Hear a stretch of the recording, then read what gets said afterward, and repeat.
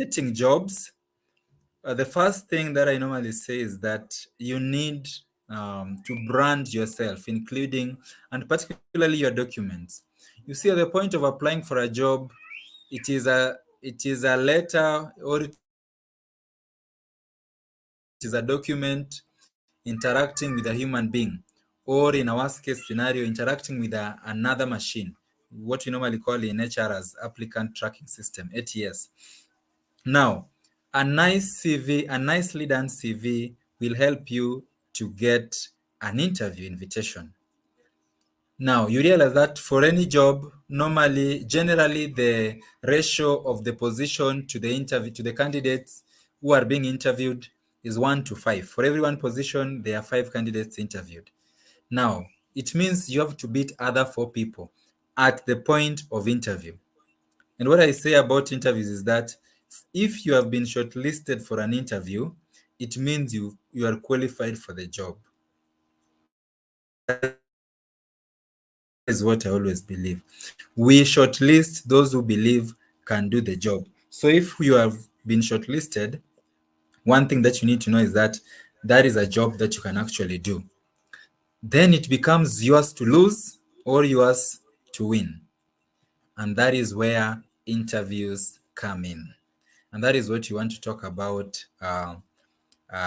shortly today. We talked about it yesterday as well.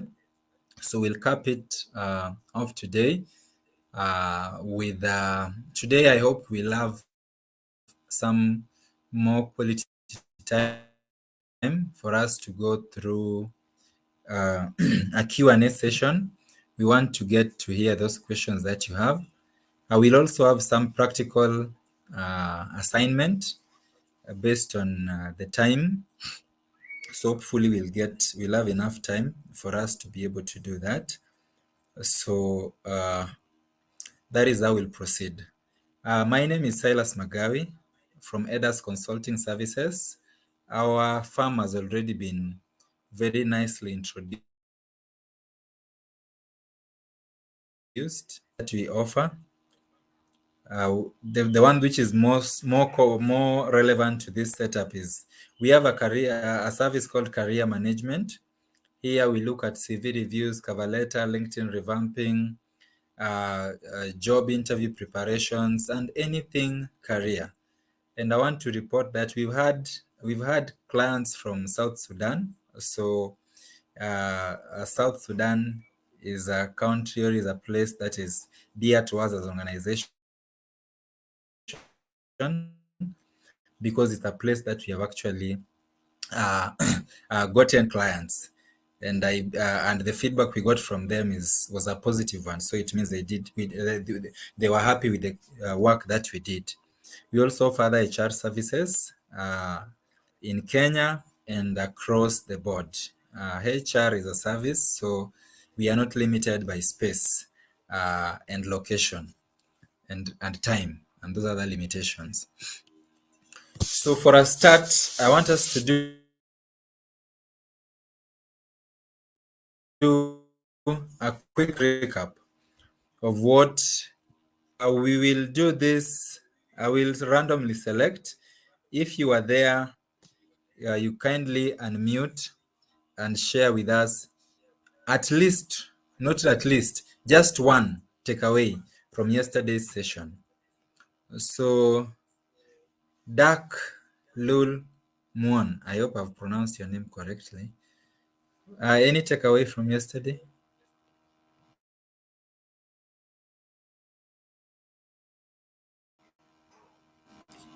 Pony Scovia?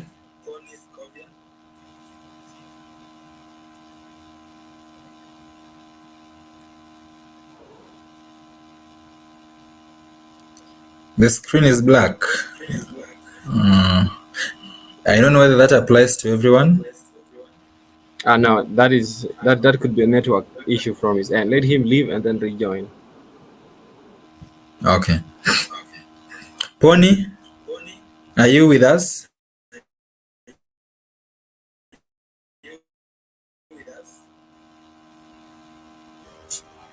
Kindly unmute.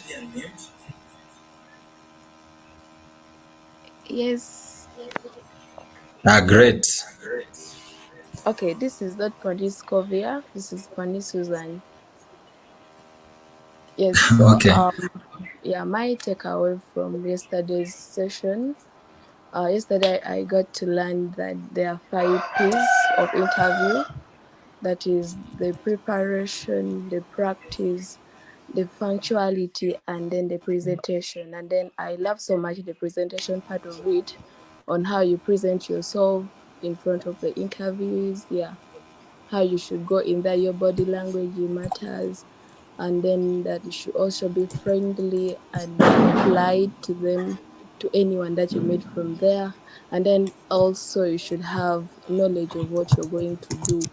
Like for instance, if they call you for an interview, you should have knowledge about the organization, the position that you've applied for, so that in case they ask you something connected to the organization, you have something to say. So those are the things I picked yesterday. Thank you.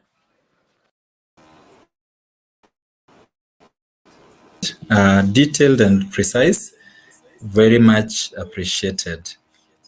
Thank you. Let me find someone else. Charles,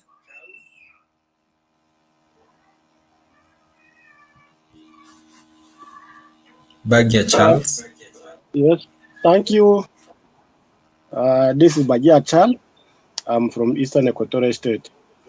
Thank you, our facilitator and the team. So, what I captured yesterday in the session of yesterday was the presentation, how you present yourself, then punctuality. Then I also got something about the stars.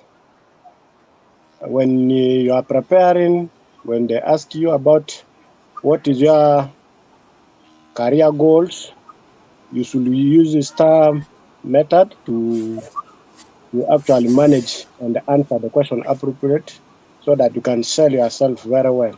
So that's the few things that I can remember. Thank you. Thank you so much, Charles. Appreciated. I want to have one more in the interest of time. Can we have Robinson? Oh, somebody would like to speak. Robinson would like to speak. Robinson, kindly go ahead. Yes, thank you for giving me this opportunity.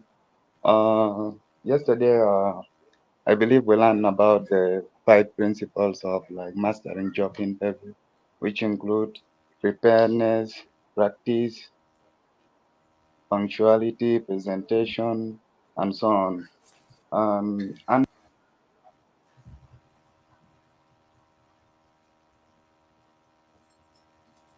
Sorry, I lost you.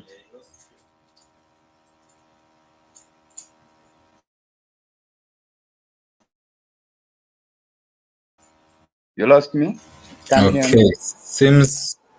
Oh, okay. Proceed, Robinson. I was like, we learned about the 5 P's of mastering job interview yesterday. We learn about preparation, which is the first one, practice, the second step, presentation, the third step, punctuality. And under presentation, we have a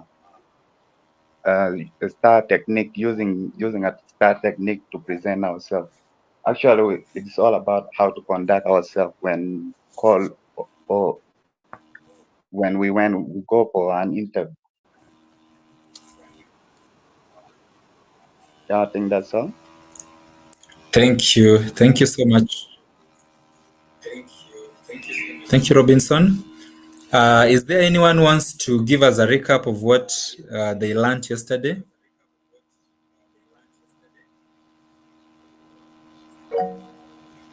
Anyone I'm leaving out? Yes, Riat. I hope that is the pronunciation. Riat or Riat. Yes, that is it. Silas, good afternoon. Thank you so much for the opportunity. Uh, Actually, most of the things have been said, but I want to highlight the. Also, we have learned the most frequently asked question. That is 70 frequently asked interview questions. We also learned about them yesterday. Yeah, thank you. That is what I want to say. Thank you, thank you, thank you. And it's important to always highlight those. There's what you call the common difficult interview questions. The common questions are about the questions which keep coming up. Then the difficult ones are about the ones that they may or may not even come up, but they are very tricky. How you respond to them, you need to be very careful. For example, if somebody asks you about weaknesses, you see, we hire you for your strengths. Now, if you are interested in your weaknesses, that becomes a tricky one. And how you respond to it, you need to be very careful. Anyone who wants to share?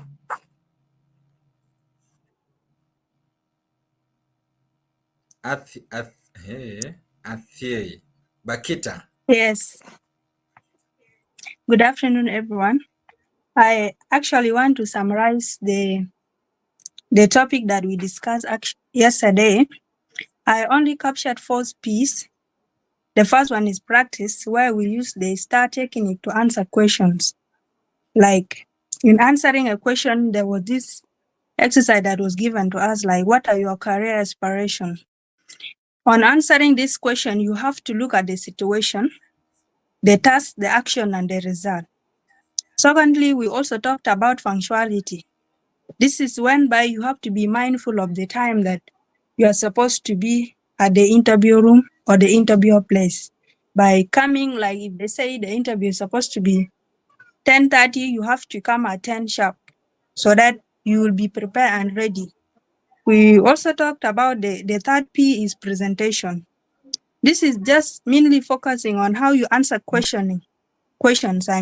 By answering questions, like you have to be mindful of your body language. Like there's some of us, when you answer question, you don't throw your hands, you don't move your body too much. You have to be moderate. We also be mindful of how we dress, like the dressing code. We also have to be polite and respectful when you are answering. If you are being thrown the question by the questionnaires or the interviewers. Then we also talked about the performance. This is actually not far from presentation, but this is how you behave while, like some of us, when you enter the room, you just come while you did not knock. So you have to come and knock, say, please, may I come in? When you come, sit properly. You have to sit upright. Be responsible actually of your action. This is what I can say. Thank you.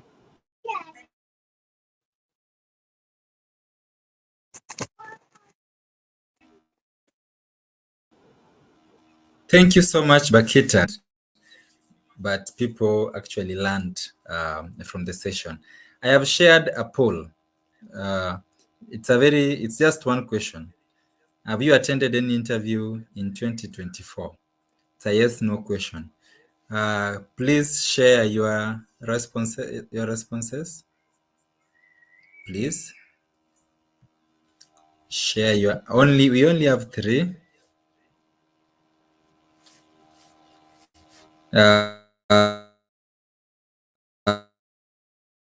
Thereabout. We have 5. Can we get to 15? Just select a yes or a no based on what is applicable. Where have you shared it? Someone is. Where have you shared it? Oh, Bida, you can assist users.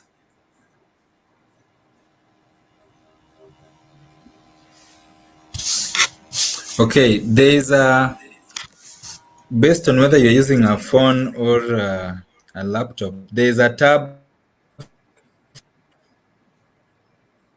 Yes, Silas. For polls to. Yes. Yeah, so for them to be able to. Someone is asking, where do we? they should tap that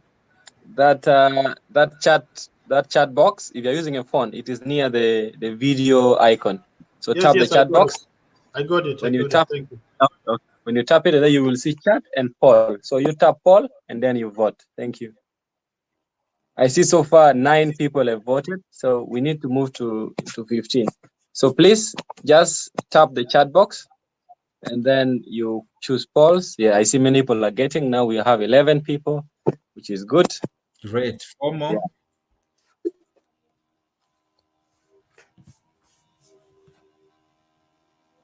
12. 3 more.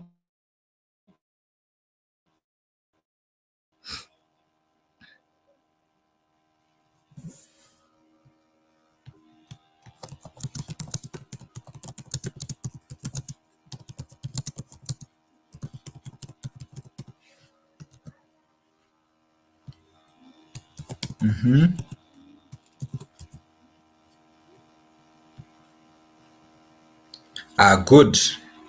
16. Now, just one more, and then we begin our discussion there.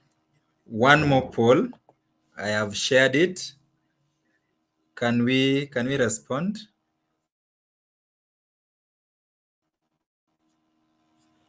The question is, it is just building up on the first question. Did you secure a job from the interview or any of the interviews that you attended in the year 2024? Again, it's a yes/no question.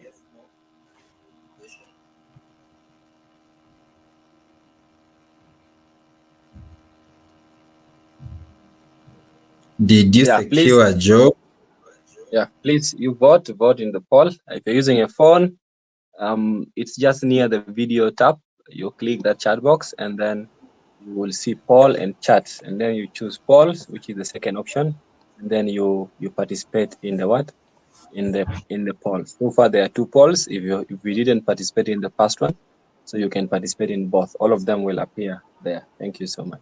So far I see 15 people have participated in the second one and 17 people have participated in the first one. Please, let's participate. Thank you. We are almost getting done with the polls so that we get to... Okay, we can close at that point. I think that is fair enough. So the first question was, or the first poll was on whether someone had attended an interview, and those who responded in the affirmative were 67% of you. So out of every 10 people, 7 of you have attended an interview in the year 2024. Then we come down to whether the interview actually secured a job for you. Then it now flips. Out of the 7,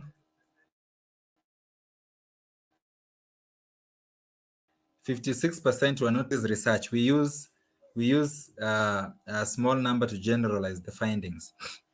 So you realize that in as much as many people get interview opportunities, the number of people who actually become successful is way lower. And the reason is what I said earlier. For every one position, we do like 5 interviews. So it means only one person will be successful. The other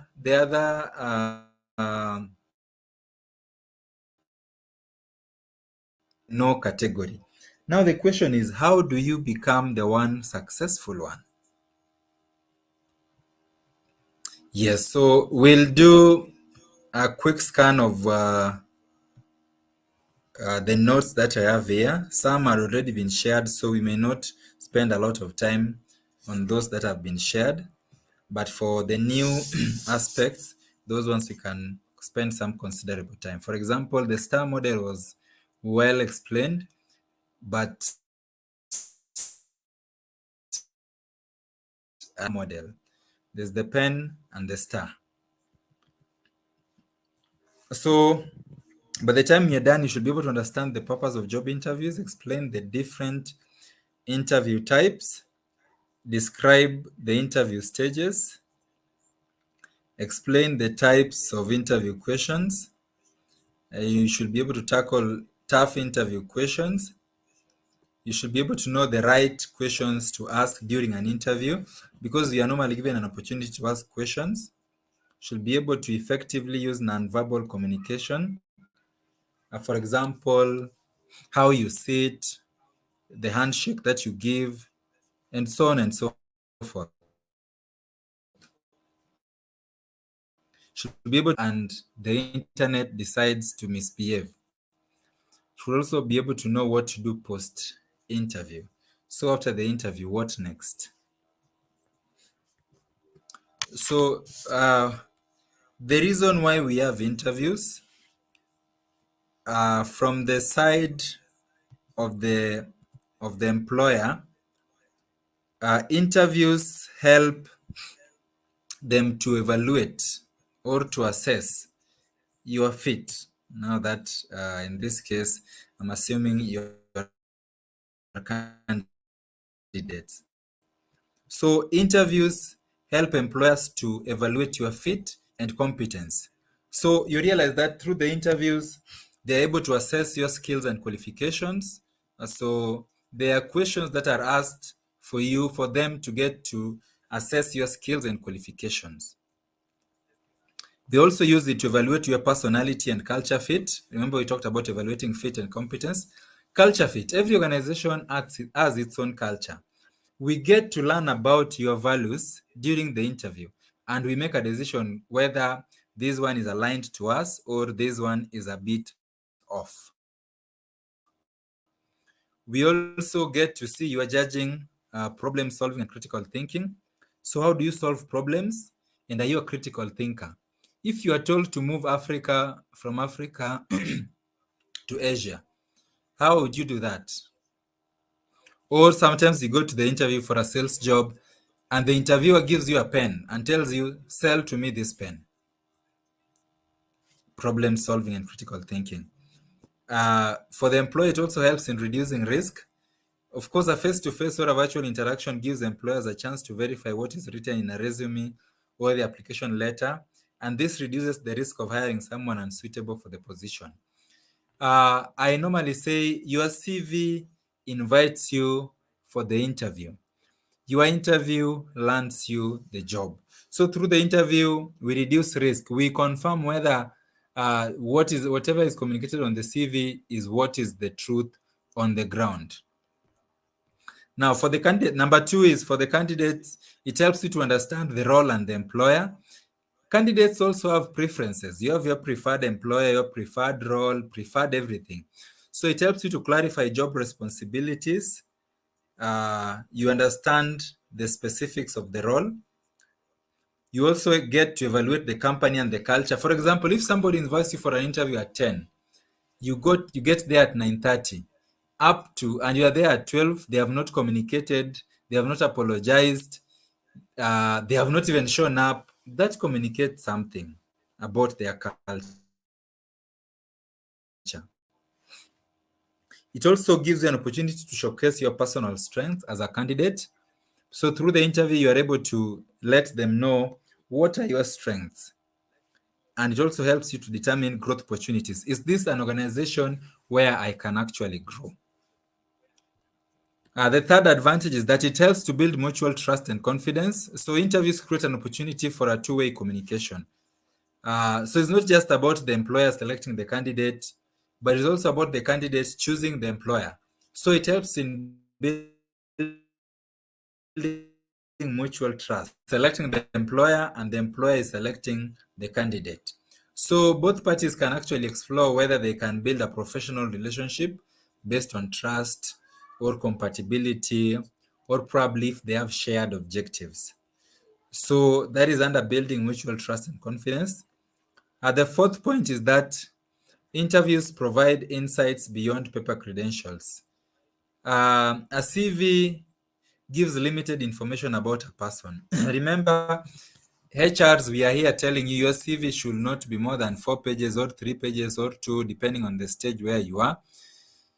Now you can imagine somebody who has been working for 10 years and you tell them to summarize all those years into 4 pages. So clearly the CV is not enough. We need the face-to-face interview for us to be able to get to understand you better. It also creates an opportunity for professional networking.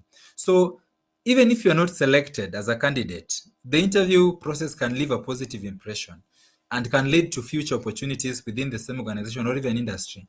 You may not get the job, but somebody can note your name, that there is a gentleman called Charles.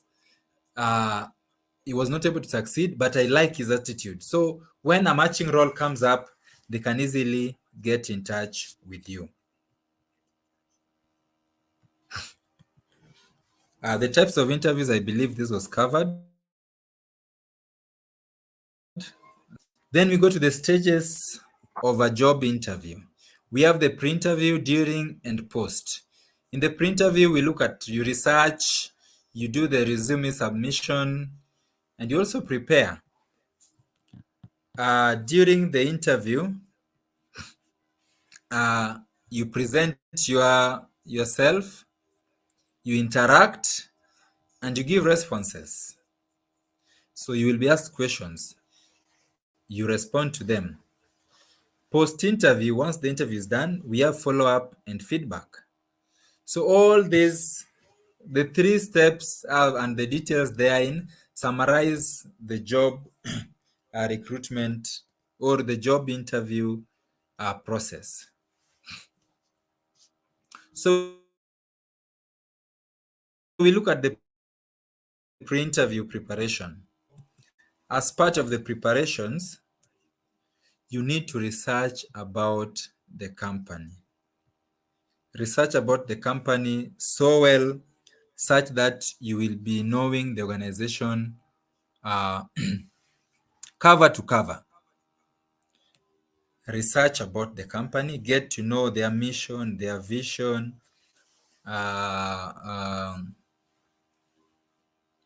if they have any core values, get to know about them. I don't know how many of us know the core values for the organizations that they are working with, for them that are working, or those who are not working, the core values of the people they would love to work with.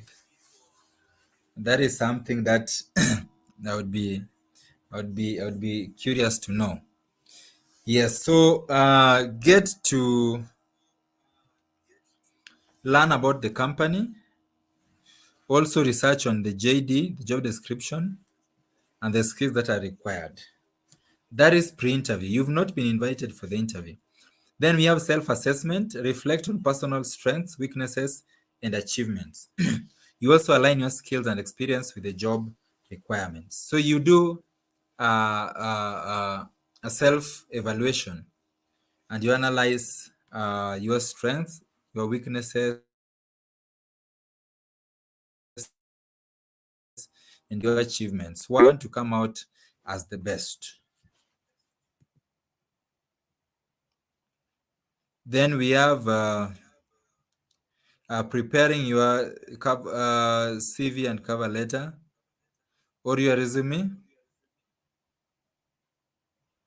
So here we need to tailor our documents to each job. And I normally say, don't have one CV that you use for every other role. The CV is a living or a dynamic document. You keep up changing it. Then the other thing is dressing for success. How you dress. They say the first impression lasts. So how do you dress for the interview? Make sure that you dress appropriately based on the interview. And I'm saying appropriately because we don't have a standard dress code. You may realize that for somebody who is applying for an office job, the dress code is very important. It should be formal. But then there's this engineer who will be working in the field, or an IT person who is back-end, doesn't even interact with external customers. So we need to understand how each of them is affected.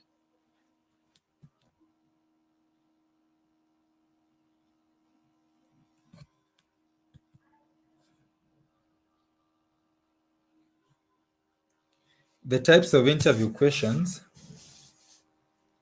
we can have opinion questions, and these basically designed to test your decision-making skills.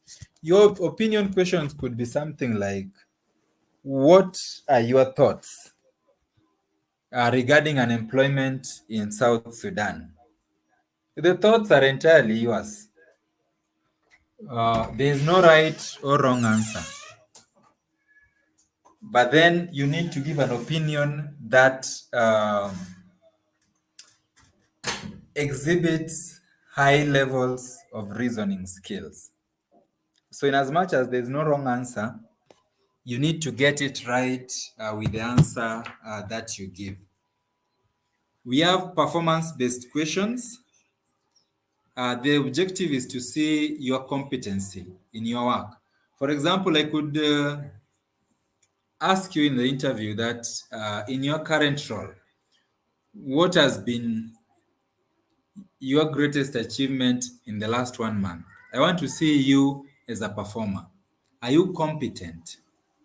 We have brain teasers just to see how the candidate arrives at the answer. This is where the means is very important, even more than the end.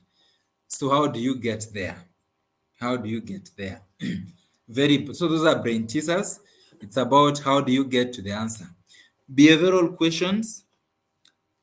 These are designed to test your candidates or your own strength and weaknesses. So they are questions that are designed just to get to understand your weaknesses and your strengths. Then communication questions. It's about how do you communicate across the organization. So you could be asked about you are the head of legal and a new law has been passed. How would you integrate this in the organization? So how will you communicate? Then verification questions, just to verify the info that you supplied. For example, I could ask, which year did you graduate from the university? Probably your CV says 2019. Then I can verify that indeed you left school in 2019. So those are behavioral verification questions that just verify the info that you provided. And the reason we do that is because some people have mastered the art of giving either fake information or fake documents and so on and so forth. So that is what we do with verification questions. Any question up to there?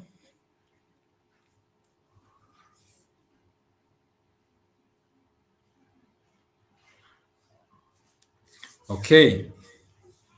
So we proceed. Yeah, so this is what I was talking about, that we have two models or two frameworks, the PEN framework and the STAR framework.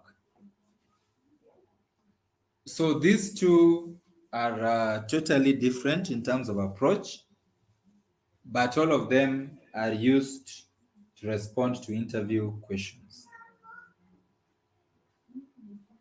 So both the PEN and STAR are models that we use to assess or to give answers to interview questions. Just a second, please.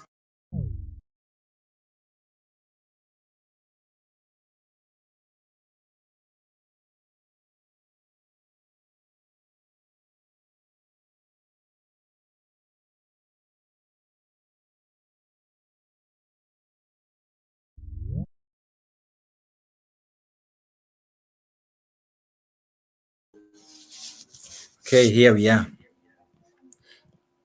So I was saying the two models are different, but all of them are used to respond to interview questions, and you can use any of them based on the kind of interview that you have been asked.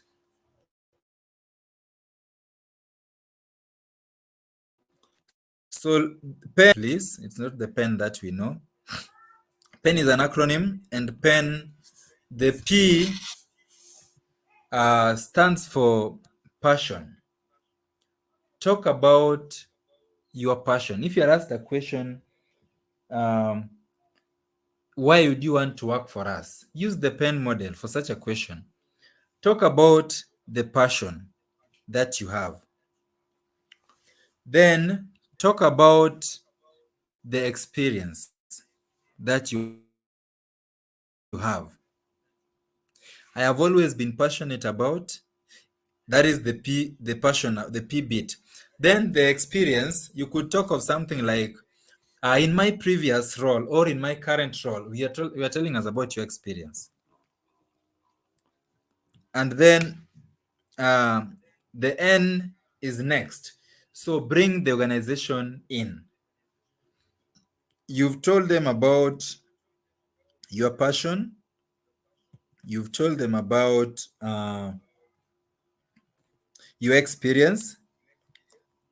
Now tell them about, you could say, I've always had a passion for, if it is a tech company, you could say for software engineering. Then experience, you could say, in my current role, I am involved in developing softwares that are used to solve human resource problems or issues at the workplace. That is experience. Then N, next. Then next you could say, now I want to find a job that should allow me to grow more in my tasks, and so on and so forth. So the pen model is about passion, experience, and then next. So make sure you talk about what you are passionate all the time. You could say, I've always had an interest, I've always been enthusiastic, I've always been intrigued by, and so on and so forth. But make sure you communicate passion in that response. The experience bit is very important. What experience do you have in that particular area that you're talking about? And then what are the next? So next is where you bring the organization in. Talk about how the organization would be ideal for you with regards to your passion and your experience that you have. So I want us to do an assignment on this. I want us to do an assignment. It's 1 hour. It's 2 or 3, based on where you are. So I want us to do an exercise. The STAR model, I've not repeated it because Paula captured it, but it's about the situation, the task, the action, and what was the result. So what was the situation? A chair was broken. What was the task? Fixing the chair. What was the action? Getting a hammer and some nails and joining the broken part. What was the result? Usable afterwards. That is the STAR model.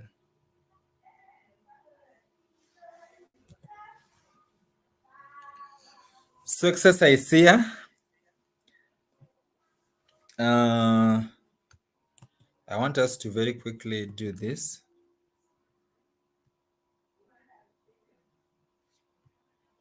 I want us to do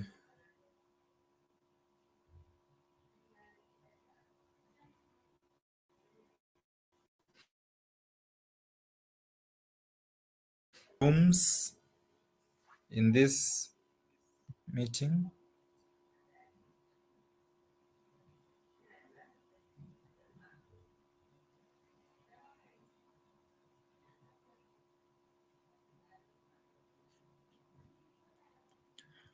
Okay. What I will do, I will have us in 4 groups. of 5 people each.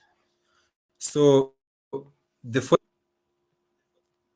but now without the possibility, Bida, I don't know whether you can hear me.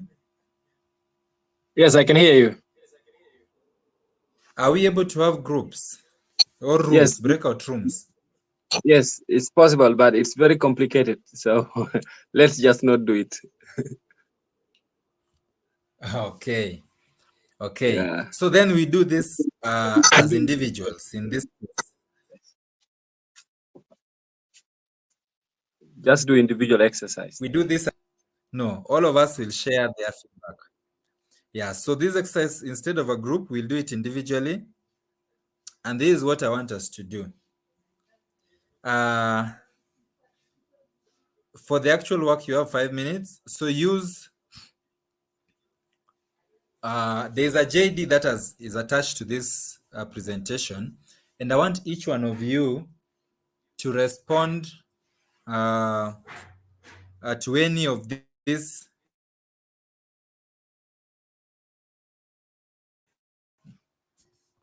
The job description has a number of roles, and I want each of you pick one role. For example, one of the roles here is analyze monitoring data and provide regular reports to the project stakeholders, highlighting key findings, challenges, and recommendations for improvement. So that's about reporting, monitoring, and reporting. So what I want us to do is use either of the two. No, actually use the two. Use both. Respond to any of these roles. Assume you've been asked a question on, so you take one role in the JD, and then you demonstrate, you answer a question related to that particular role using the pen or the STAR framework. Not really or, using the pen and the STAR framework. So for example, collaborate with project partners and service providers to ensure seamless collaboration and alignment with project objectives. Basically, the question there is about collaboration. See, I've always been very passionate about teamwork as an individual, because I believe when we work as a team, we are able to do much more. In my current role, I am part of a team that oversees 7 projects within South Sudan. And as I play a critical role of the project coordinator, you're using the PEN model.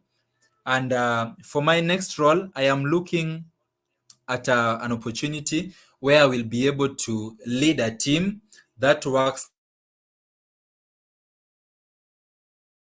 closely together as a team and ensure seamless service provision or seamless quality services provision for our clients. I have used the PEN model.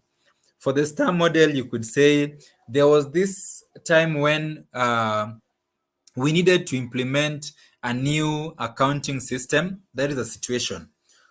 Not really, that's not the situation, that is the task.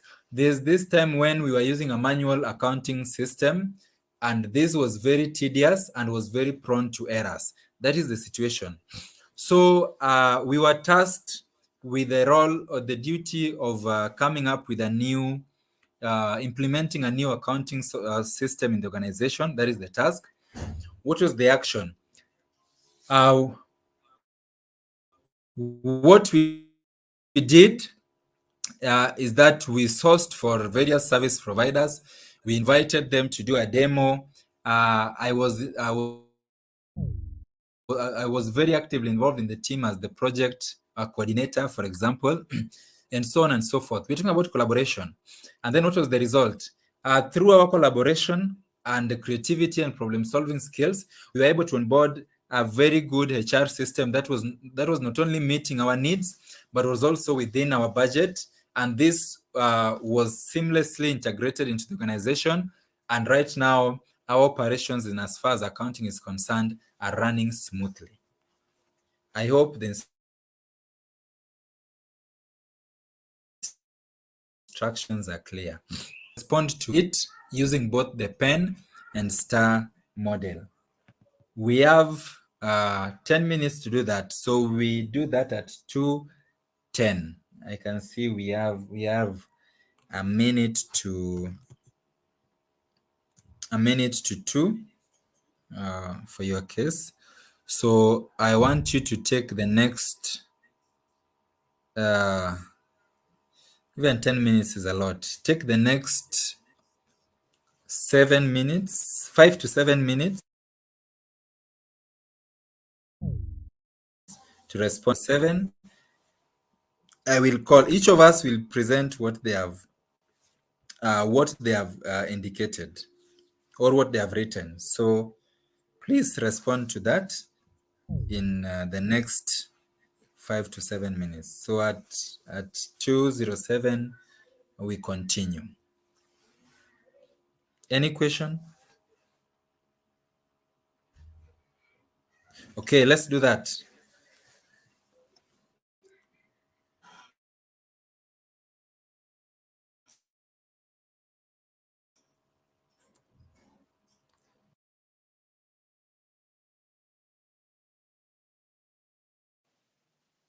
Yeah, so Daniel, you're asking for pardon. So the question is, you have these job roles. Imagine you are applying for a job that has this description. So what happens is, use the PAN or STAR framework and then get any two of these roles, and then to one of the roles you respond using the PAN approach or the PAN framework, and then you use another role to respond to using the STAR approach or the STAR framework. Already it's been explained. So with the PAN, you talk about your person, your experience, and your next role or the next entity you're looking at. And then with the STAR approach, you need to think about a situation, think about a task, think about an action that you took, and then the results as a result of the action. And these are two important tips with which you can answer questions in case you are asked.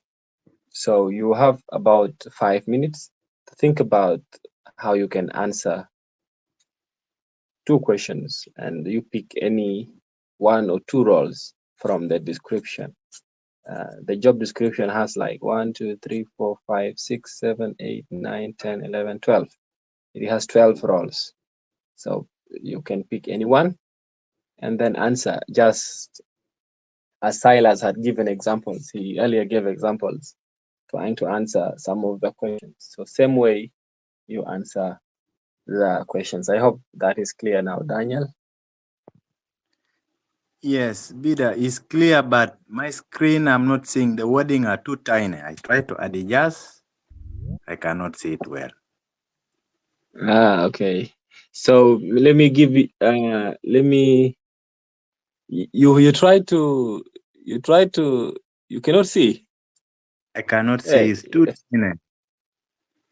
I'm even joining from my phone and I can see clearly. What is wrong with your phone? I don't know what happened. There's a lot let of... me screenshot and then I send in the group. Are you in the group? In the WhatsApp? Yes. You are in group 1 or group 2? I did not join the group because you say it's very difficult. You are in group 1. You are not in the WhatsApp group? I'm in the WhatsApp group. Yes, so I will send. It's refusing to. Okay, it has captured. So I'm putting it in the WhatsApp group. I hope you can see.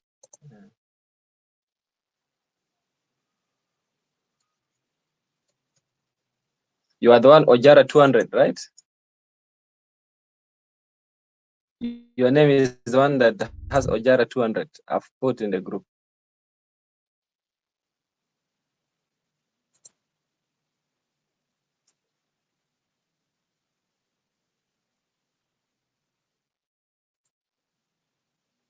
Ojara, can you see in the group now? I've put the question, the job description there.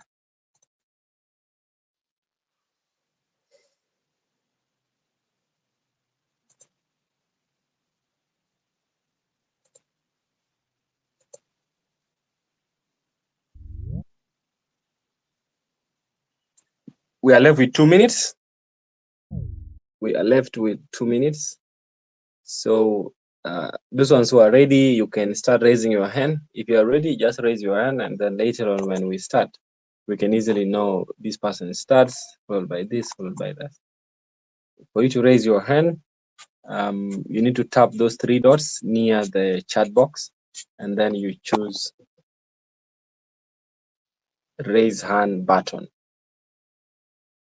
So if you're ready, you can raise your hand using the raise hand. If you're using a phone, if you're using a computer, you can clearly see the raise hand icon after the chat box. Thank you.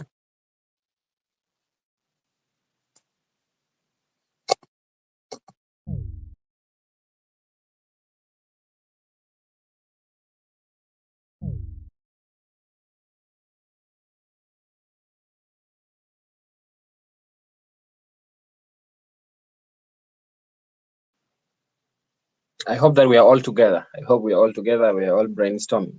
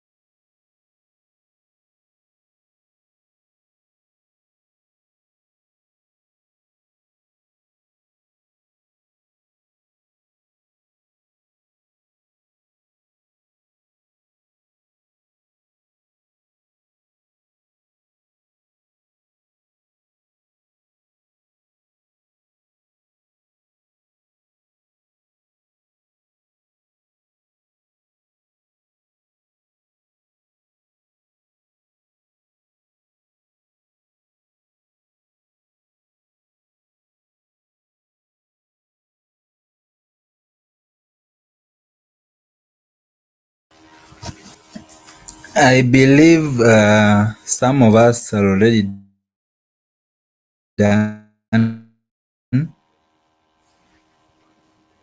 So we can start getting those beautiful interview answers that you've written.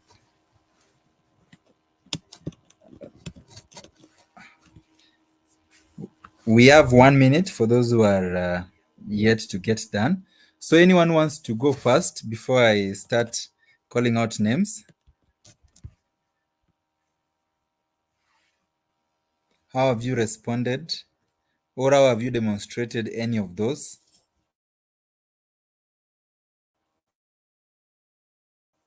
Using either the star model or the pen model. And for the person who asked about the N, for more clarification on the N on in the pen model, the N is about next. N stands for next. And what you're supposed to talk about is talk about your next opportunity. What are you looking for with regards to that passion? If it's about communication, what are you looking out for as the next role with regards to that particular opportunity? Okay, so we can start getting the responses. I hope we are done. Even if you've done one, that's fine. If you've done two, better for you. So let me start from the bottom. Lexis.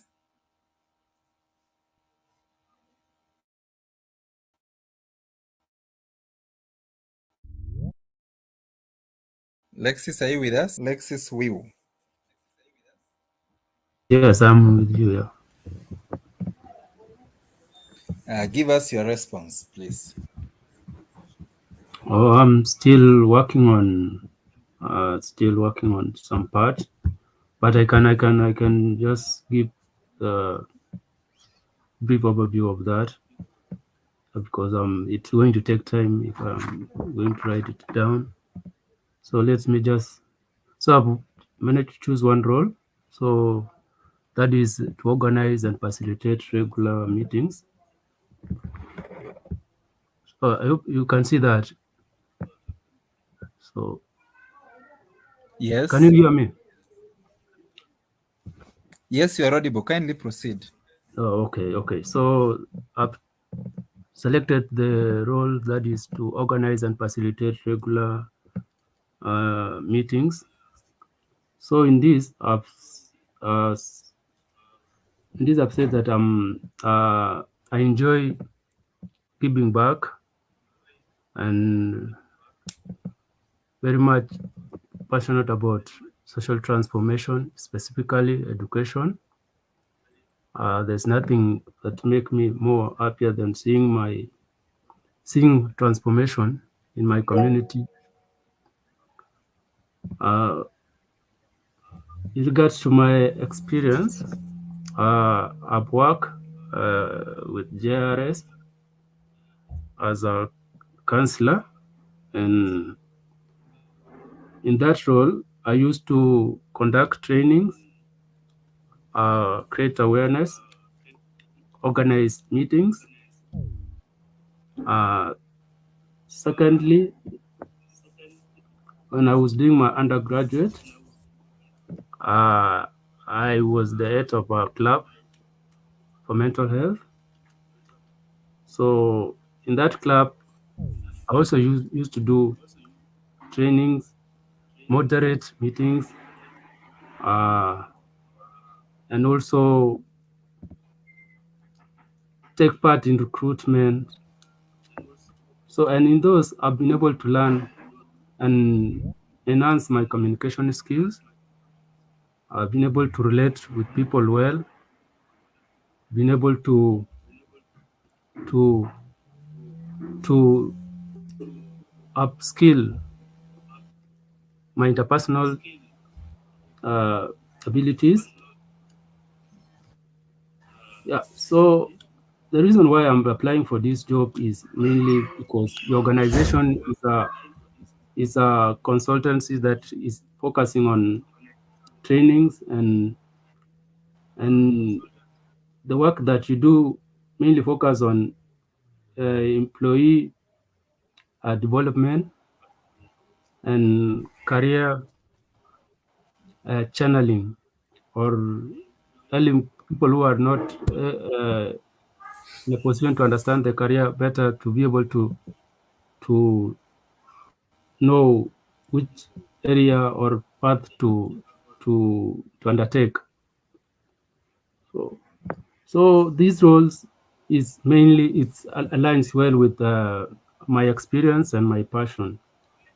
So I believe that the organization is the best choice for me. So I believe because the organization has a great reputation, and I want to be part of what you do because I see myself in a team of individuals that really know what they are doing, and that one will help me to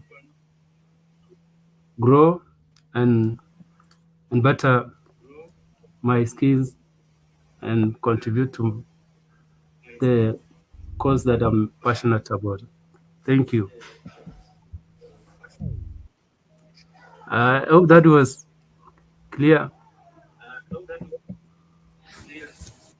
Yes, I'm done. Thank you so much. I loved.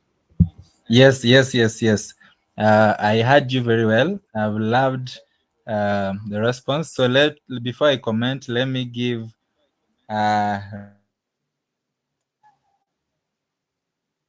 ring it as well.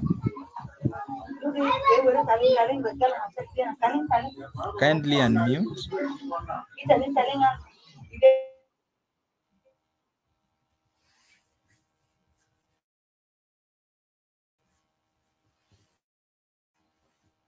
Go ahead, Ring.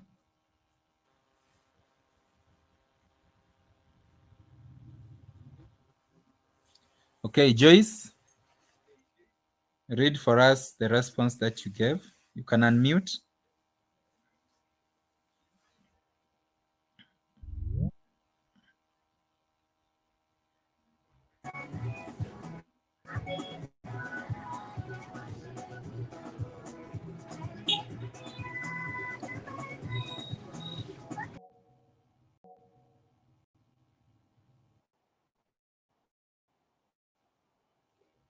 Where are people?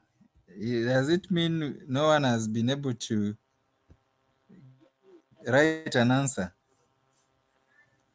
I can see Joyce, but she's not speaking with that to us. I'm seeing Moses is not speaking to us.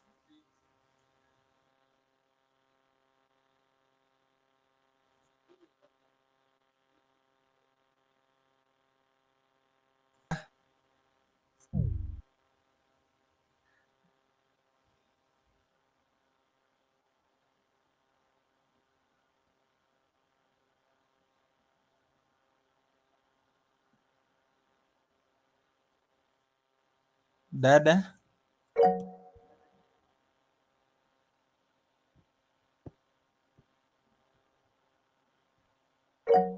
kindly unmute.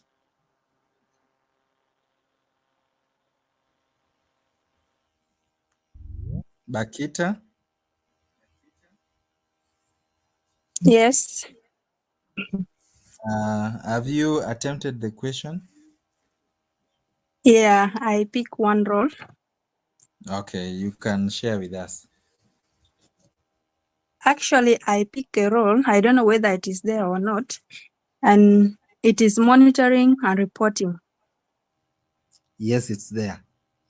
Okay, thank God. So this monitoring and reporting, actually, I will use a pen modeling of answering.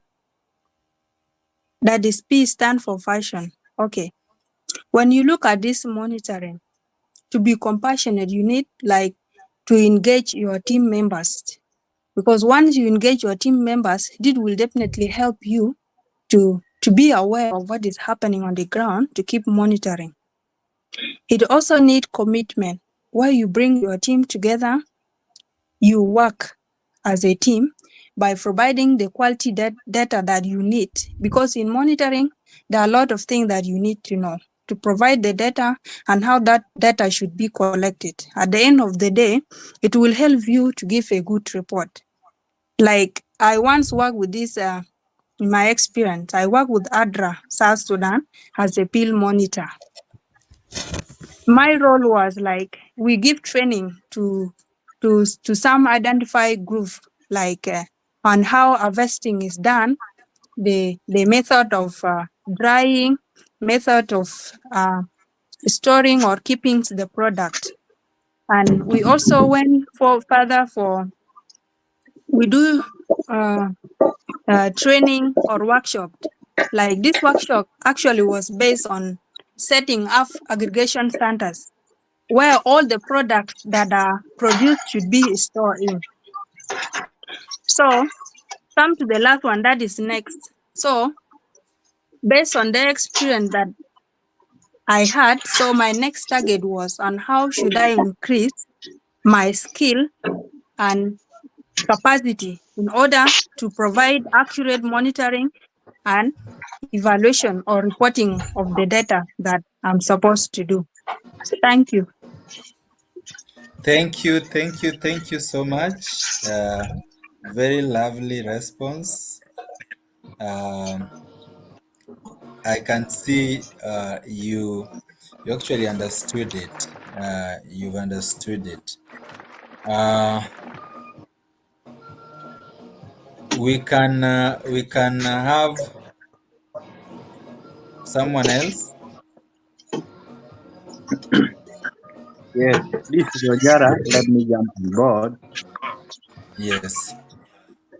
I've faced identifying and mitigating project risk, proactively addressing challenges and issues that arose.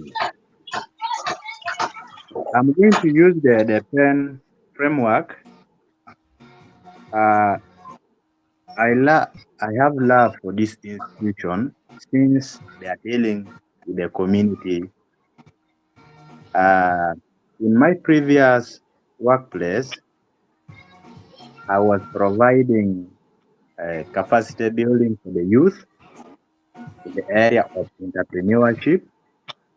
Uh, if you give me opportunity in this institution, I'm going to mentor the team, and then we are going to improve on the project outcome. Uh, the next, we are going to solve all the problem of youth.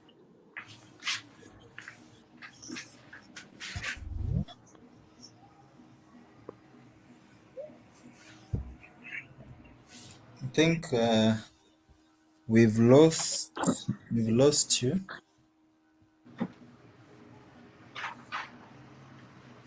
Okay, but another good attempt, maybe instead of saying, if you give me this role, talk about, I am looking for an opportunity to. Then you bring them in there. Charles?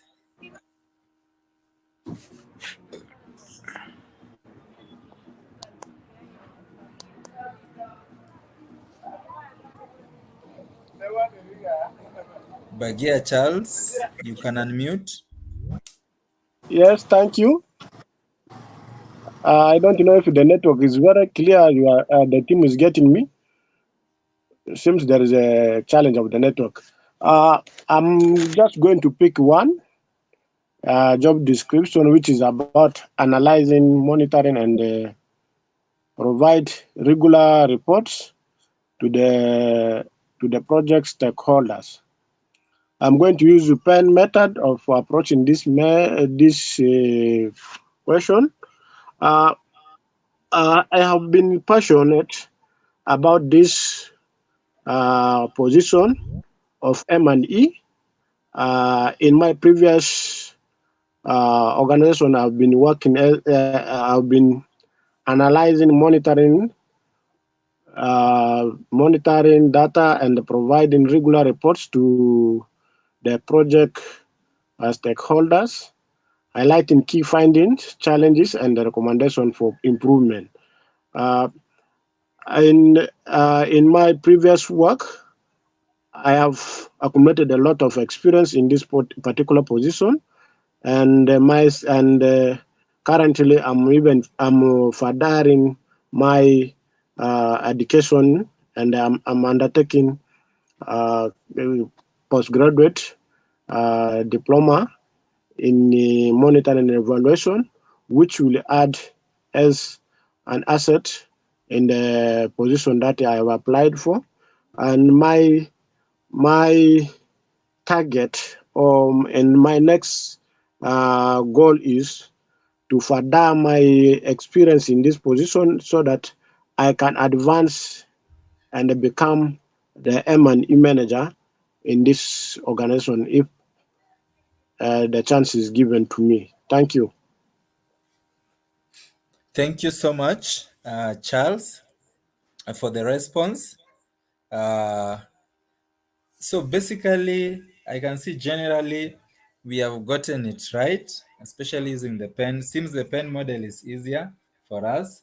But remember, for situational questions, you will have to use the STAR model. For example, you can be asked about, tell us a time when your integrity was tested. Now, that one you can't use the pen model. You can't say, I have always been passionate. You are asked to report about the past, so you can talk about the next. So, do we have any other person, any one more person before we proceed? In the interest of time. At the count of 5, 4, 3, 2, 1. Okay, we proceed. So make sure you use either the star model or the pen model to respond to your questions. The advantage is that it helps you to be coherent in your responses. There are people we call for interviews and they are so disconnected. They talk about A to B to C all the way to Z within the same question. You can even ask them a simple question like, tell us about yourself. And they are even talking about their parents. There's no coherence. Pascal is saying, I am breaking. Is that the case for everyone? Am I clear? We want to Yes, know whether yes. the network challenge is on my part or on his part. It's clear. Okay. So, Pascal, you can please, if you have your video on, turn it off. If you are, you can also log out and log in again in order to stabilize your network. But from my end, all is well. Okay, so Hello, sir. yes, Can I have one more? Sorry for responding late. On it's okay. It's the okay. star framework. It's okay. Please proceed. Yeah, I just want to bring one example on the star model or on the star framework. It happened a situation in one of my locations where I was working in Torit. There was an emergence from program because I was working for logistics. So we were informed as an emergency in one of those remote areas, we need to deliver food. So when you receive the delivery note, that is the situation, we sat down as a team to find ways of how we can organize. That is now the action. So we assign activities according to the capabilities of the staffs which are, because we are given just 3 days to organize those food items to be delivered to those locations using on-miss post protection. So we sat down, we organized ourselves within very short time. We loaded all the trucks, then it left to the locations. So it delivered the food successfully up to the locations that it is required. Then the trucks came back successful. So that is one way of answering the STAR framework. The situation is the emergence that is happening on the location. Then the task is the program gave us the operational plan of what is to be taken to those locations. So the action is for us to sit down, then organize how are we to deliver this food to those locations. So we came up with our ideas. Then the result is we deliver that food that is required by the program to the location that is needed. So thank you. I hope that is also makes sense in that part. Thank you. Thank you so much. We have 1 star, and that is very well captured. It's all about the situation or a challenge, the task. What are you supposed to do about the challenge? The action. What did you do? And the result. What was the outcome as a result of your action? So, what did you do? What did you do? Very important. So, make sure you are able to use either of the models based on the question that you have been asked. Okay, so we can proceed. Paula helped us to look at these common questions, so with your permission, I want to skip them so that we can get to the other areas. But in case you have any question on this, you can always ask. I think question number one is so common. I don't know if you can just highlight some few things on it, so that maybe we'll go to. Okay. Now, this is I would say it's almost an obvious question that will be asked. It's very rare that you will attend an interview, virtual or physical, and fail to be asked, could you kindly tell us about yourself? Now, some people even complicate it and say, like myself, what I do is I tell you in 2 minutes, or I can even tell you in 5 minutes, tell us about yourself. Now, if the about yourself that you had crammed can be said in 30 seconds, then you see by giving you 5 minutes, I have already confused your thought process, because you have to ask yourself, so what do I say in the remaining 4 minutes? Or if yours is detailed and you need 4 minutes, and I'm here, I've told you in 1 minute, could you tell us who you are? And the reason why I'm saying that is because each interviewer is different. Each interviewer is different. You could be asked this question in any manner. Nonetheless, whenever you are asked about this question, this is probably the first thing this is the first opportunity that you will get to speak to them. So the first thing that you need to say is to appreciate them for the opportunity to interview with them. Then, of course, you say your name and your profession. It is something that goes like this. Thank you so much, team, for inviting me for this interview. I appreciate the consideration, and I look forward to us having a good conversation over as the interview progresses. My name is Silas Magawi, a human resource by profession. I have introduced myself. Then talk about your education background, your work experience, including any volunteer work, and talk about your goals or your passion. What are you passionate about? So based on the time that you have, in case the question has been left open, make sure you take 2 minutes is enough. 2 minutes is enough for you to talk about yourself. So tell us about your education. I hold a master's degree in human resource management and a bachelor's degree in the same field. I have also done professional courses, including certified human resource professional course, a higher diploma in human resource management, international human resource certification, and so on and so forth, based on your specific qualifications. Talk about those. Talk about your work experience.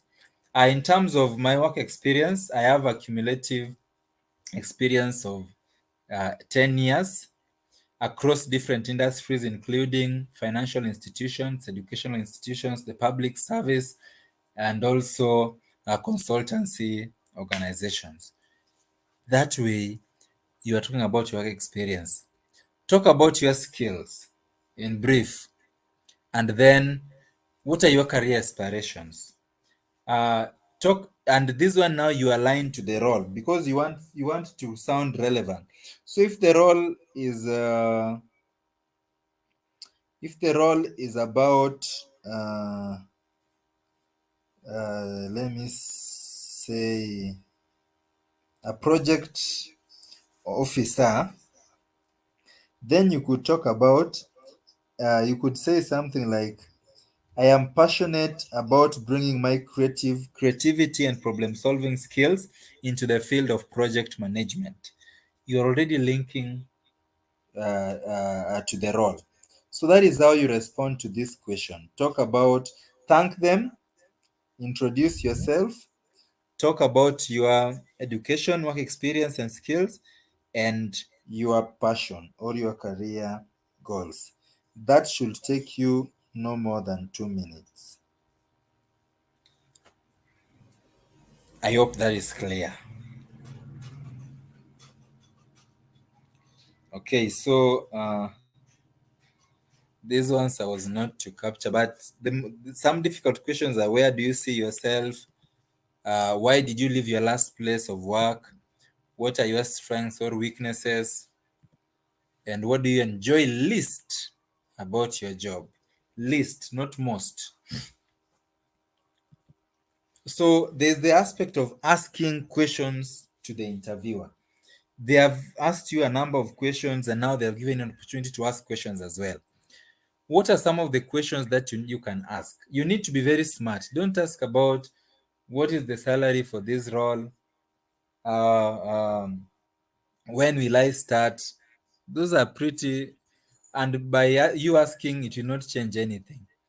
These are, I highlighted some of the questions, some of the creatively thought questions that you can actually ask the interviewer. For example, can you ask, can you describe what a typical day looks like for someone in this role? You are trying to understand the elements of this role. How does a typical day look like? Number two, what are the most important skills and qualities you're looking for in the ideal candidate for this position? You're just trying to do a skills match. So they will tell you, for this role, we are interested in somebody who is a team player, problem solver, creative, so on and so forth. Ask about, how does this role contribute to the overall goals and success of the company? If it is the role of a cleaner, how does the cleaner contribute to the overall goals of the organization? You could talk about the cleaner helps us in presenting a good impression to our clients. It communicates order to us, communicates commitment, and communicates attention to details. So that is how the role contributes to the overall goals and success of the company.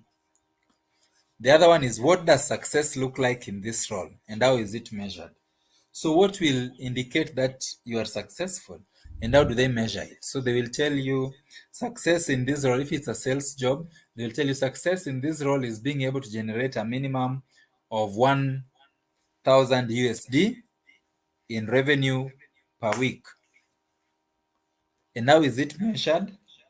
We do daily revenue reports, which are system generated, and we use that to evaluate whether an individual has been able to meet their target. Something like that.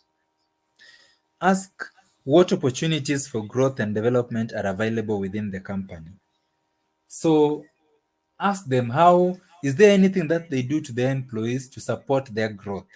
So they could talk about trainings, they could talk about mentorship, they could talk about exchange programs, they could talk about job rotations, anything that helps you as an employee to grow and develop.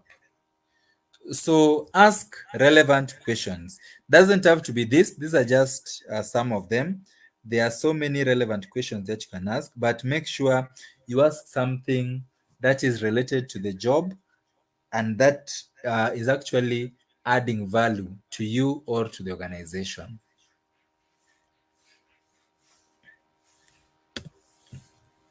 We have nonverbal communication during interviews. Things like body language. It's very important for you to have a firm handshake. There are people we call for interviews, we are shaking their hands and their hands are shaking literally. Or they give a handshake which is it's almost rude. Let me say a rude handshake. They don't want to give you a firm handshake. They don't want to hold your hand properly. And what that communicates is that you are somebody who is wayward. And that could affect your opportunity. Maintain eye contact. Don't be the one who draws the map of Africa on the ground when you are having an interview. If somebody has asked you a question, can you look at them in the eye and respond to them while looking at them? You don't have any reason to fear people. Sitting posture. Make sure you sit upright. Don't lean so much backwards. Don't lean so much in front. And make sure on that day you even regulate simple things like your saliva. There are people, when they speak, they send the saliva to deliver the message. So please in this context, please don't send your saliva to deliver the message on your behalf. Make sure you have contained your saliva, if I may say. The other thing still is on tone, the tone. So the tone or your tone needs to, you need to be speak clearly, not too loud, not too low. Make sure people are able to hear you. When you hear an interview asking, what did you just say? Or louder, please, then that means you've lost it. Make sure you speak properly. Speak like somebody who has taken breakfast. If you know without food you will not be able to speak, take a heavy breakfast that day and make sure you have the energy to speak. Project confidence. Be confident in your responses and even in everything that you do. Vary your tone for emphasis. Even the conversation we're having, this training I'm conducting, you can tell that I am varying my tone. It is not the same tone that I started with that I'm using. The same thing with the interview. Have used tonal variation. If you're emphasizing something, make sure the tone communicates emphasis.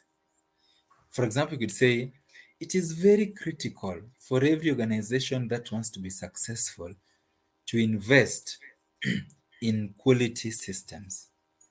That's different from saying, after my high school, I proceeded to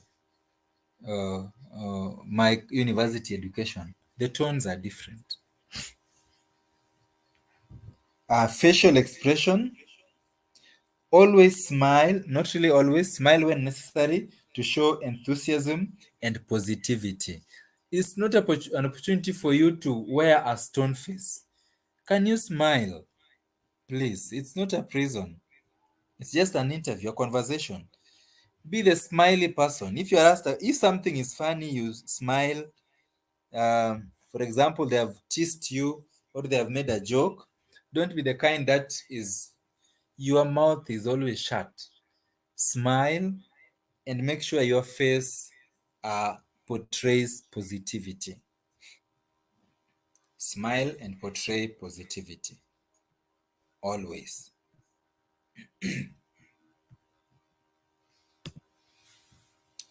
So there are challenges that we encounter during interviews. We have nerves and anxiety. There are people who they just black out. They become anxious, and that even interferes with your thought process. A simple question like, what is your salary expectation? You may not even be able to answer because you are so nervous and anxious. How do you overcome it? Deep breathing. Take a deep breath. Relax. You can also visualize. Draw things in your mind before you communicate them. That way you are able to take care of the anxiety. So you start with the visual, then the actual. You visualize.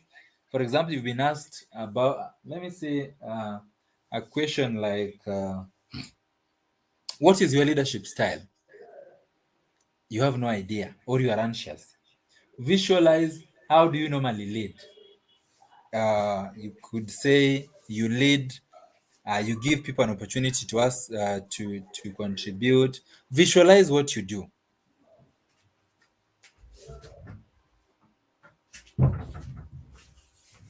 So when you do that, you are able to get the response, and then you can now speak it verbally. Visualize. We have tricky situations. For example, an interviewer is very hostile. So what do you do when the interviewer is very hostile? Remain calm. Even if sometimes the hostility is just to test your patience or your understanding, but that is not their typical. Even if they ask useless questions or they are very hostile, they tell you, for example, they ask you a question and you respond, and your response is not sufficient. An interviewer can ask you, do you mean you is a graduate, that is the best that you can do? It's a very rude answer. It's bothering. but you need to remain calm. And for example, if that is the question that has been asked, you could say, this is an area that I'm still working on. Of course, with time, I'll be able to be an expert in responding to such a question. You see, you've not been rude. You also have questions that you don't know. There are those that you don't know the proper answer, but you have an idea. And there are those that you are totally blank. For the ones that you are totally blank, just accept that you don't know. Don't give your own answers. There's no harm in not knowing. Of course, we don't expect to know everything. So you can even go for an accounting interview and somebody asks you a question related to engineering. Please, if you don't know, you don't know. Or somebody can ask you, who is the president of Equatorial Guinea? And you know very well that you don't know the answer. Don't start like, the president of Equatorial Guinea. I have the name, but it's keeping my head. And you know very well you have no idea. Just say, I am sorry. Of course, you'll know the names of the interviewers. I am sorry, Jacqueline, but currently I don't know the name of the president of Equatorial Guinea. But but that is something that I will research on, and I'm sure next time I will have an answer to that, and even the others. Then we have managing time. There are those who will give you time. For example, the ones who will say in 10 minutes or in 2 minutes or in 1 minute. Then there are those who will leave it open. Don't speak too much. Avoid rambling. Keep your answers concise and focused. Don't give stories. I know some of us are storytellers. Don't give stories, please. Be straight to the point. Save the time of both yourself and the interviewer. So make sure you manage your time well. Lastly, on our presentation for today, let's look at the post-interview etiquette. What do we need to do after the interview? 3 things. Do a thank you note, follow up, and learn from feedback.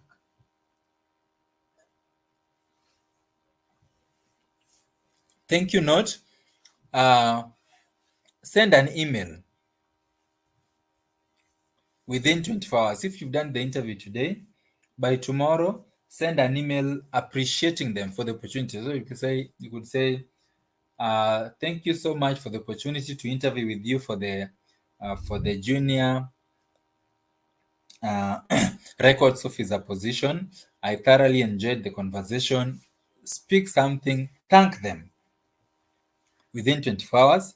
Then, if they, for example, said, we will get back to you within 2 weeks, and 2 weeks have lapsed, you are allowed to follow up professionally. You don't need to sound desperate or rude. Don't tell them that you people promised to do 2 weeks. It is now the 3rd week. You are still quiet. You are liars. You're not keeping your word. No. Professionally. Make sure you send them an email asking them about checking up on the role.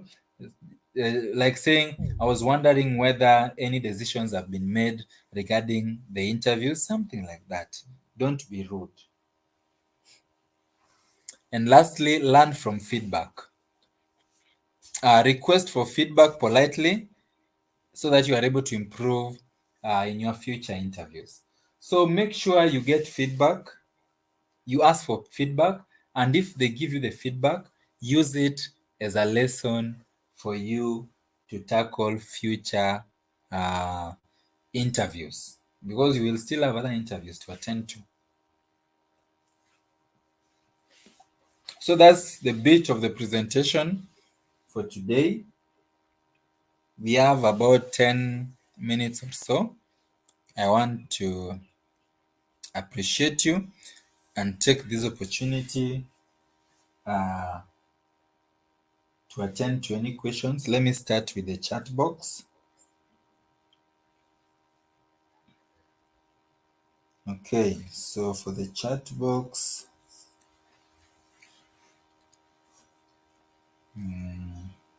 are we going to have certificates? I think that has been responded to.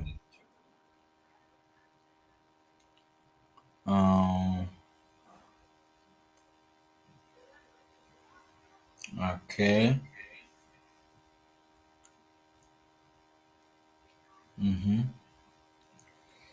Please shed more light on the weaknesses question. Now, there's actually a slide on that. So, the interviewers, the reason why they asked this question is to test your self-awareness, your personality, your work style, your fit for the job, and the scope of improvement, as well as handling tough questions. For the weaknesses, talk about a weakness that is workable. You see, there are things that, even if it is your weakness, there are things that you can work on. And number two, indicate that that is something that you are already working on. For example, you could say, however, this is something that I'm actively working on. And 2 months ago, I got in touch with a mentor who is helping me to handle aspects of delegation of tasks, if delegation was your problem. So make sure you present a weakness that is able to be reversed, and then also indicate that it is something that you are working on. That is how to respond to questions on your weaknesses. The N on the pen I already responded.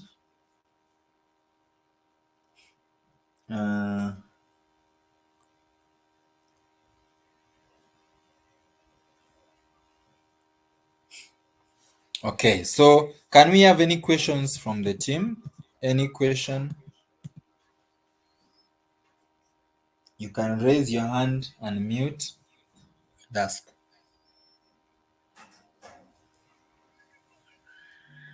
Yes. Thank you, Silas. I have just a small question. I don't know. There was a time I attended interview personally, but during the interview, from nowhere, a cough started disturbing me. So at the end, I was not called for the offer. I was thinking, does it mean the cough which disturbed me affected my performance, or it is something else? Thank you. thank you, Charles. That question is a is a good one. I may not, of course, my answer may not be accurate because I was not part of the team that interviewed you.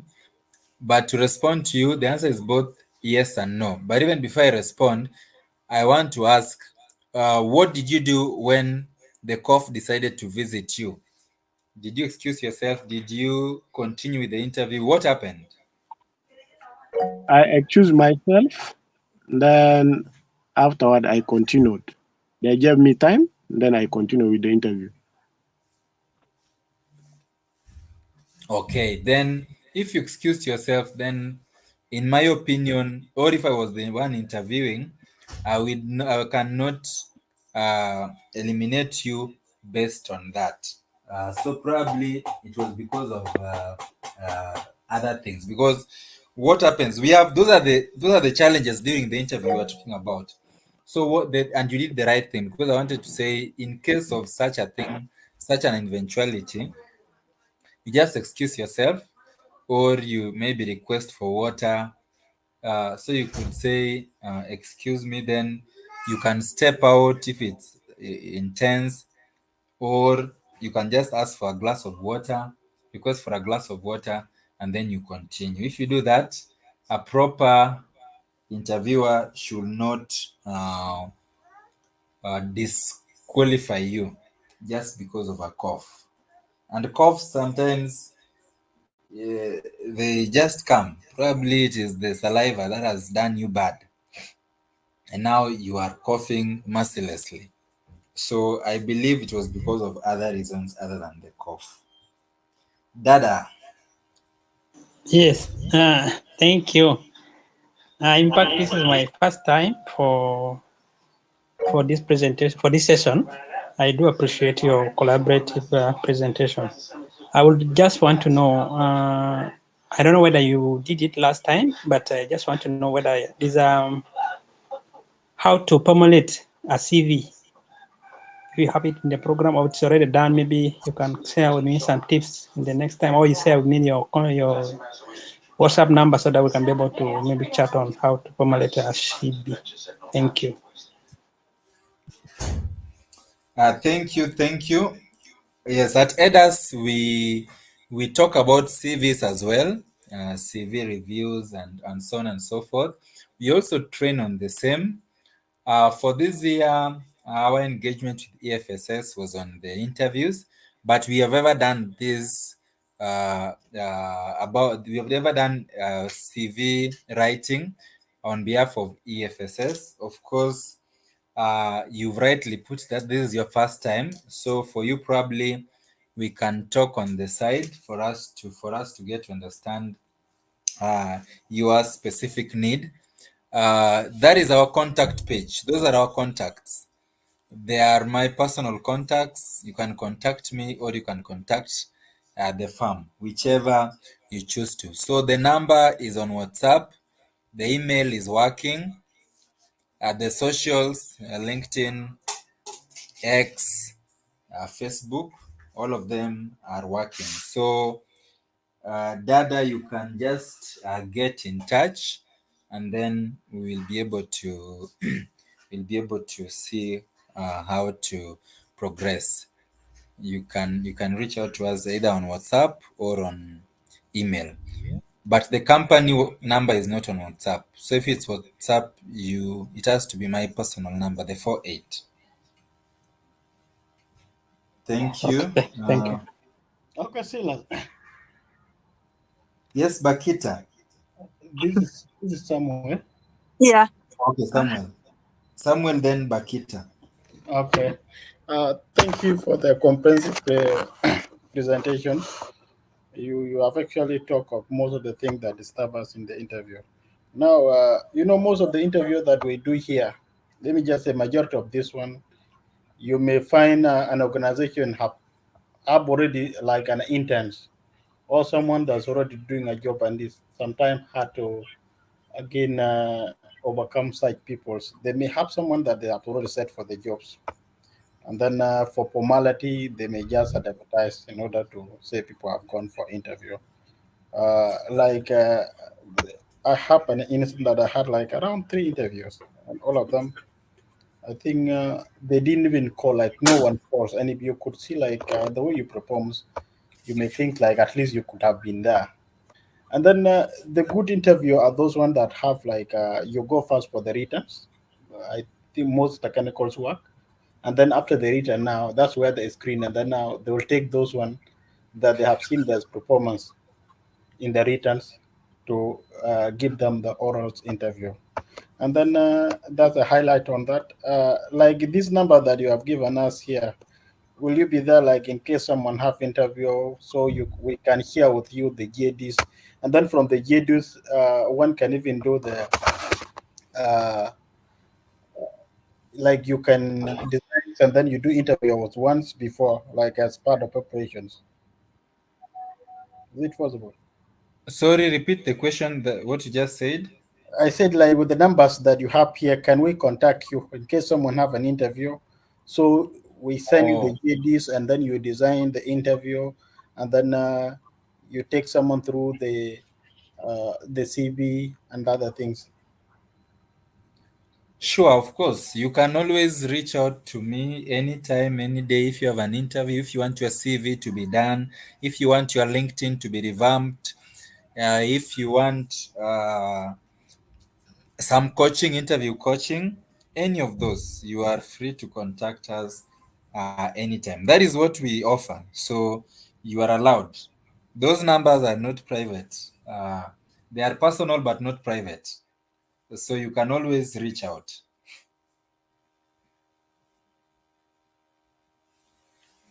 Thank you. Thank Can I you. come in now? Yes, you can. Okay, good afternoon once again. Silas, actually, I'm really happy. This training has really changed a lot of things that some of us were going through. Okay, my question is like this. At a time, you'll find that you have experience, like you have a lot of experiences, but qualification can let you down. So you'll find yourself, you have experience of 3 years, 5 years, but the qualification they need there could not let you go. So at this scenario, what do you actually do? Thank you, Bakita, for the question.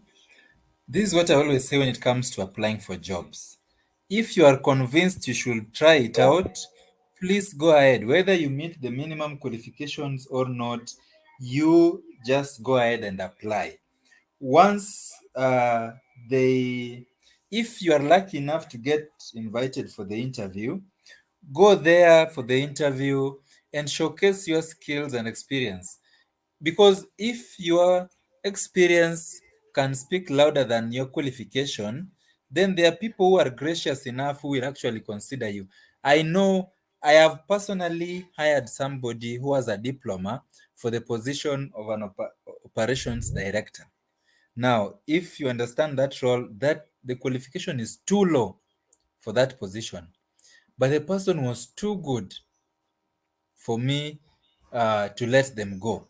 So don't shy away from applying. Make sure you do the application as number one. And number two, once you do the application, uh, show up for the interview. And if you know you have a weakness in qualification, then talk about your experience. Let your experience speak for you.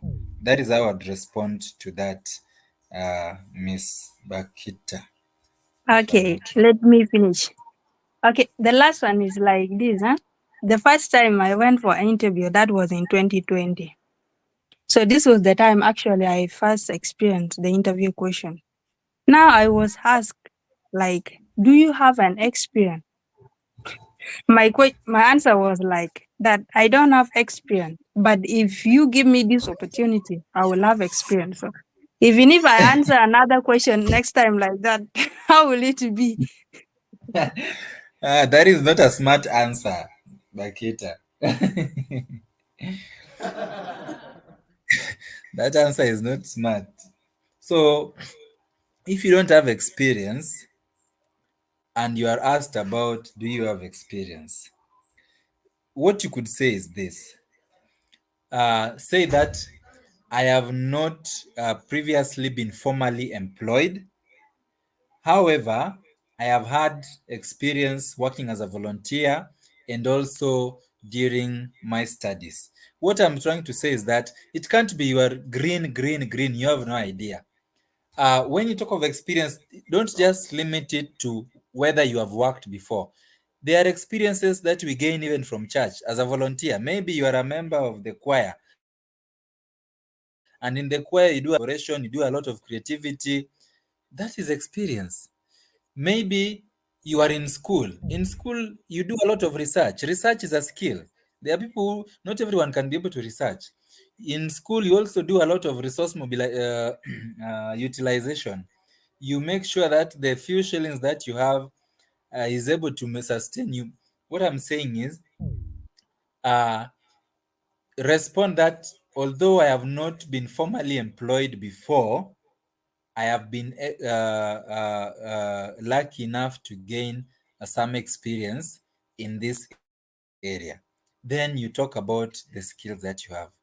So don't just say, for me, I don't have any experience. I have not even worked. In fact, I need you to give me the job so that I get the experience. No, that is a big no, Dakita. Okay, thank you. Thank you. If you have further questions, you can always get in touch. Alexis? Yes, yes. Thank you, Silas, for an insightful presentation. I feel empowered. So I have two questions. One is on the follow-up. So I did an interview in October, and there was a document that was sent before the interview, and it said that the results will be out after 30 days.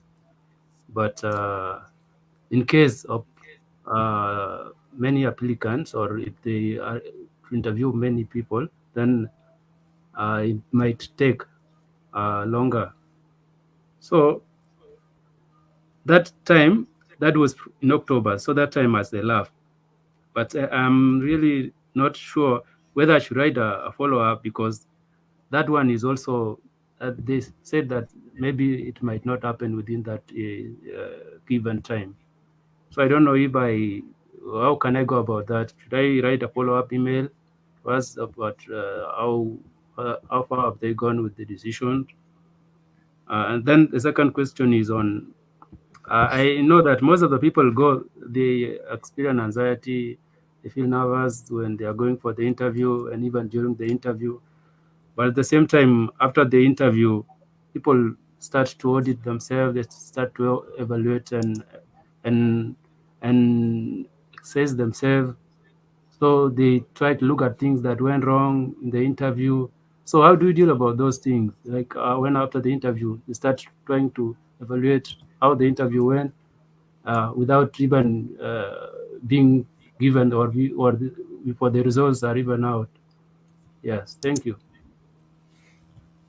Thank you so much, Lexus, for the question. On the first question, whether you can do a follow-up, if they had promised 30 days and the 30 days have lapsed, there's no harm in doing a follow-up, because they're the ones who had said 30 days. So you could just do a follow-up, a very a formal email, and ask them if a decision has been made regarding that position. So you just ask if a decision has been made regarding that position, but you craft it very nicely in a manner that is respectful, not as a complaint. There's a very thin line between an inquiry and a complaint. Make sure it comes out as an inquiry. You are just asking, not that you are complaining. And on the second, somebody has raised their hand. Kindly just remind me the second question. The second question was about the okay, just to give it context, that people go to, or the applicant, when they go for an interview, they experience anxiety, and even during the interview. Oh, I have remembered. Yes, yeah. I've actually remembered. Okay, Yeah. yeah. So whether it's okay to do, let me say, post-interview audit of of your performance. My answer is yes. Actually, if I attended an interview, okay, for me, maybe I don't attend interviews, but I attend business meetings where I do pitching. I attend pitches. So whenever I pitch and I'm done, I sit down and evaluate myself and see what I feel I did well and what I feel I didn't do well. So that is something that is allowed. You are allowed to evaluate your responses and just see how you performed. That way, you are able to improve for the next interview. You can't be the kind of person who you do the same things and you expect different results. Always assess yourself, self-assessment or self-evaluation after every interview. Make sure you evaluate yourself. Fellow. Hello, Silas. Yes. Let me say good afternoon. Good afternoon to you. Yeah, I'm Alfred Momon. I want to know some 3 questions.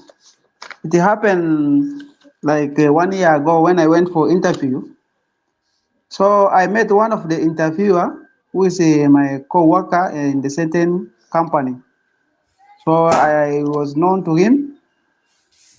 And then the other thing is, when I was in the interview, there is a bottle of water. So I took it and then I drink the water. Then the third thing, when the interviewer asked me about the salary expectation, so I did not answer this question. At the last, I found myself is not successful in that interview, but I don't know what was the mistake here. Again, just like the other one, it's hard to clearly pinpoint where the mistake was. But I'm just curious to know this water that you're drinking, was it offered to you or you just assumed this water belongs to me? There was a bottle of water put on, the bottle of water was put in front of me, and because when I try to speak, my voice is not well. Then they say you can have a bottle of water. So I pick the water, I then open the bottle, I drink the water. Then I start continuing the interview. There's an interview method called meal interviews where we do interviews over food, and there's a very interesting interview because we look at even how you eat, how you communicate when you are eating. Uh, so my brother, Alfred, I'm not sure why they disqualified you. I don't know. Probably you didn't drink the water well, or you drank it before it was offered, or because of the question on the salary. But what I would say about non responsive questions, always attempt to respond to all questions. And by saying responding, I don't mean giving an answer. Even saying that when I don't have the answer, that is also a response.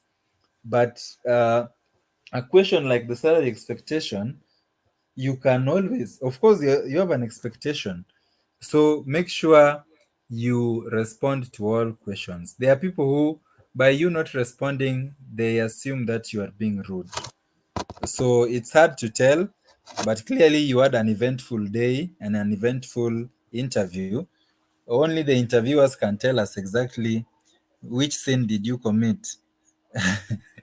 On a light note, not really a sin. But for this salary expectation, they asked me, and then I told them, I think the company will have the rating scale for paying the employees.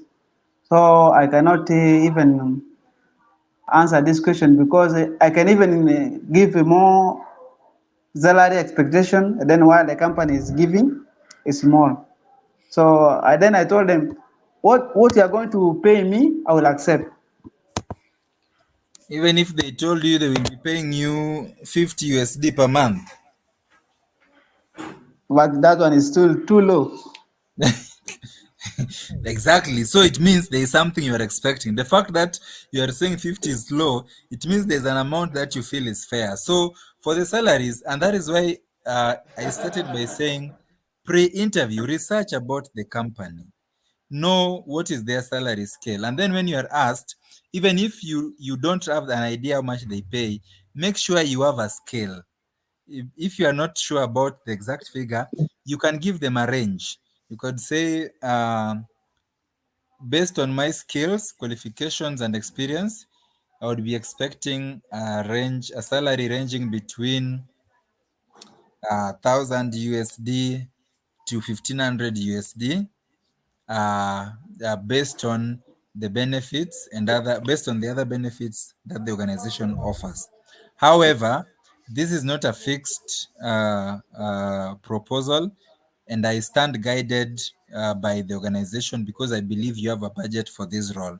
I have no problem fitting into the budget that you have for this role. Something like that. Okay, then what about this person? They asked me because I know him, the interviewer. He Mhm. asked me, Alfred, do you know me? Then I answer yes. And he told me, where have we met? I say, I have been working with you in another company, but we quit maybe they differently. No, that is not a reason why you should be disqualified unless you are not in good terms with that person when you are working together. Mm. If you are not in good terms, it's possible for them. You see, at that point, he's a decision maker. He can influence the decision. He can tell the people, this Alfred guy, this one is a very lazy one. He doesn't work, doesn't come to work. So, and they will believe him more than they will believe you. So, Okay. it's possible that he can influence the outcome based on the feedback that he will give. Okay, thank you. Thank you. Lastly, because our time is far much gone, Goa Majok Machar. And just as a polite reminder, we have put the post-training evaluation in the chat box. So kindly take a few minutes to tap into the link and then complete. Thank you. Goa. Okay. Since he's not responding, I think I can jump on. This Sojara, Yes. though I didn't raise up my hand, Okay. and it's more or less about the water and a cup of a tea. You find in other institutions, when you come in, after you knock the door, you are welcome, have a seat, and then we say, we have got a glass of water for you.